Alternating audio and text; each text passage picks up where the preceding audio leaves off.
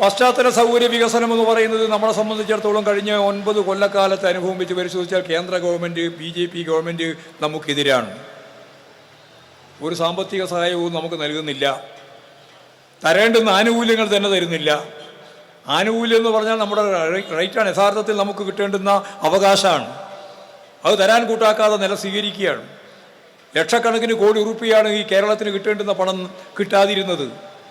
എന്നിട്ടും ഈ കേരളം നിലനിൽക്കുന്നത് എന്തുകൊണ്ടാണ്? കഴിഞ്ഞ പ്രാവശ്യം നമ്മൾ കിഫ്ബി ഉപയോഗിച്ചു. കിഫ്ബി 60,000 കോടി ഉറുപ്പികയാണ് പദ്ധതി ചെലവിൻ്റെ പുറത്ത് കിഫ്ബി ഉപയോഗിച്ച് നമുക്ക് നേടാനായത്, കിഫ്ബിയുടെ ഭാഗമായി. അപ്പോൾ ഹൈസ്കൂളായി, UP സ്കൂളായി, ഹയർ സെക്കൻഡറി സ്കൂളിൻ്റെ കെട്ടിടമായി, അതുപോലെ തന്നെ റോഡായി, പാലായി, ആശുപത്രിയായി, എല്ലാ സൗകര്യങ്ങളും 60,000 കോടി പ്ലാൻ ഫണ്ടിൻ്റെ പുറമെ നമ്മൾ നടത്തിയ ഏറ്റവും ഫലപ്രദമായ ഒരു ഇടപെടലിൻ്റെ ഭാഗമായിട്ട് സാധിച്ചു. അപ്പോഴാണ് കിഫ്ബിക്കെതിരായിട്ട് വരുന്നത്. ഇപ്പോഴ് കിഫ്ബിയെ ഒരു തരത്തിലും ഒരു മുന്നോട്ടേക്ക് പോകാൻ അനുവദിക്കില്ല എന്ന നിലപാട് സ്വീകരിച്ച് അവർ വാങ്ങുന്ന പണം ഗവൺമെൻറ്റിൻ്റെ കണക്കിൽ കടമായിട്ട് കണക്കാക്കുന്ന അവസ്ഥയിലേക്ക് വരെ എത്തി. പക്ഷേ ഇപ്പോഴും നമ്മളത് മുമ്പോട്ടേക്ക് പോവുകയാണ്. 40,000 കോടി, ഇപ്പോഴേ മൊത്തം 90,000 കോടിയിലധികം ഇപ്പോഴ് ഈ ഇൻഫ്രാസ്ട്രക്ചർ ഡെവലപ്മെൻറ്റ്സിൻ്റെ ഭാഗമായിട്ട് ഈ കിഫ്ബി വഴി നമ്മൾ ചിലവായിക്കൊണ്ടിരിക്കുകയാണ് കേരളത്തിലുടനീളം. അപ്പോൾ അവിടെ കേന്ദ്ര ഗവൺമെൻറ് ഇടപെട്ടപ്പോഴും നമ്മൾ പുതിയ ഒരു മാർഗം കണ്ടു. എങ്ങനെയാ? പണമില്ലാതെ ഇതൊന്നും നടക്കില്ല. നമ്മുടെ കേരളത്തിൽ വ്യവസായം തുടങ്ങാൻ, സംരംഭങ്ങൾ ആരംഭിക്കാൻ തയ്യാറുള്ള ആളുകളുണ്ട്. ഞാനന്ന് മന്ത്രിയായിരുന്ന സന്ദർഭത്തിൽ ഞാനും രാജീവനും കൂടി ആലോചിച്ചിട്ടാണ് തൊഴിലിൻ്റെ അവകാശം എന്ന മുദ്രാവാക്യം വെച്ചുകൊണ്ട് സ്വയം സംരംഭകരെ കണ്ടെത്താൻ 1,00,000 സംരംഭകരെ കണ്ടെത്തുമെന്ന് അന്ന് പ്രഖ്യാപിച്ചു. 3 കൊല്ലം മുമ്പ് 1,00,000 ആളുകൾ പറഞ്ഞു, എവിടെ നടക്കാനാ? 1,00,000 സംരംഭം എവിടെ നടക്കാനാണ് കേരളത്തിൽ എന്നാണ് ചോദ്യം. അന്ന് പഞ്ചായത്ത് പ്രസിഡന്റുമാരോടും മുനിസിപ്പൽ ചെയർമാന്മാരോടും കോർപ്പറേഷൻ്റെ മേയർമാരോടും അതുപോലെ തന്നെ ഉദ്യോഗസ്ഥന്മാരോടും ഞങ്ങളൊരു കാര്യം പറഞ്ഞു. ഇന്നേ വരെ ചെയ്തുകൊണ്ടിരിക്കുന്നത് ഏത് വ്യവസായം വരുമ്പോഴും ആ വ്യവസായം എങ്ങനെയാണ് അവിടെ വരാതിരിക്കുക എന്ന കാര്യമാണ് പലപ്പോഴും ആലോചിക്കുക, ഉദ്യോഗസ്ഥന്മാർ പ്രത്യേകിച്ച്. അപ്പോൾ അവരോട് പറഞ്ഞു, നിങ്ങൾക്കിനി ചുമതലയുണ്ട്.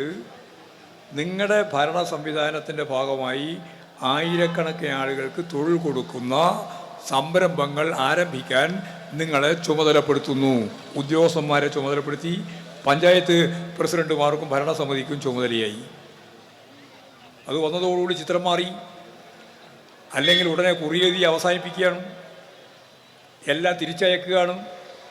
എത്രയോ കൊല്ലം കഴിഞ്ഞാലും യഥാർത്ഥത്തിൽ ഈ ഒരു കൃത്യമായ രീതിയിലുള്ള എല്ലാം സമർപ്പിച്ചാലും അതിൻ്റെ അംഗീകാരം കിട്ടുന്നില്ല. അപ്പോൾ അതൊക്കെ അങ്ങോട്ട് മാറ്റി വ്യവസായ വകുപ്പും അതുപോലെ തദ്ദേശ സ്വയംഭരണ വകുപ്പും ചേർന്ന് ഞങ്ങൾ ഒരു യജ്ഞം പോലെ 1,00,000 സംരംഭകരെ കണ്ടെത്തണമെന്ന് തീരുമാനിച്ചു. സഖാക്കളെ, 1,30,000 ആളുകളെ കണ്ടെത്താനായി. 1,30,000. ഇന്നിപ്പോഴെന്താ അറിയോ? ഇപ്പോഴും 3.5 ലക്ഷമായി. 3.5 ലക്ഷം. 3.5 ലക്ഷം എന്ന് പറഞ്ഞാൽ 3 ആളെ കൂട്ടിയാൽ ഒരു 6-7 ലക്ഷം ആളുകൾക്ക് സ്വയം സംരംഭകത്തിൻ്റെ ഭാഗമായി ഈ കേരളത്തിൽ തൊഴിൽ ലഭിച്ചു എന്നുള്ളതാണ് ഇന്നത്തെ അർത്ഥം. 7 ലക്ഷം. സാമൂഹ്യ ജീവിതത്തിലെ സാമ്പത്തിക ഘടന മാറുകയാണ്. ഈ 7 ലക്ഷം കൊണ്ടല്ല ഞങ്ങൾ ഉദ്ദേശിക്കുന്നത്. ഏതാണ്ട് ഇപ്പോൾ എല്ലാം ചേർന്നാൽ 10 ലക്ഷം ആയിട്ടുണ്ട്. ഇനി ഒരു കൊല്ലം കൊണ്ട് 10 ലക്ഷം ആളുകൾക്ക് തൊഴിൽ കൊടുക്കണം. KDSC ഉൾപ്പെടെ, കേരള നോളേജ് എക്കണോമി മിഷൻ ഉൾപ്പെടെ വിജ്ഞാന സമൂഹത്തിൻ്റെയും വിജ്ഞാന സമ്പദ് വ്യവസ്ഥയുടെയും ഭാഗമായി എല്ലാ ജില്ലയിൽ നിന്നും 10,000-കണക്കിന് ആളുകൾക്ക് സ്വയം തൊഴിൽ കൊടുക്കുന്നതിന് വേണ്ടിയുള്ള ബോധപൂർവമായ ഇടപെടൽ കേരള ഗവൺമെൻറ് നടത്തിക്കൊണ്ടിരിക്കുകയാണ്. ഒരു കാര്യം ഞാൻ നിങ്ങളോട് പറയാം, തൊഴിലില്ലായ്മ പ്രശ്നം നല്ല രീതിയിൽ പരിഹരിക്കാൻ കേരളത്തിലെ ഇടതുപക്ഷ ജനാധിപത്യ മുന്നണി ഗവൺമെൻറ്റിന് സാധിക്കുമെന്നുള്ളതാണ് ലോക ചരിത്രത്തിൻ്റെ ഭാഗമായിട്ട് വരാൻ പോകുന്ന പുതിയൊരു അധ്യായം.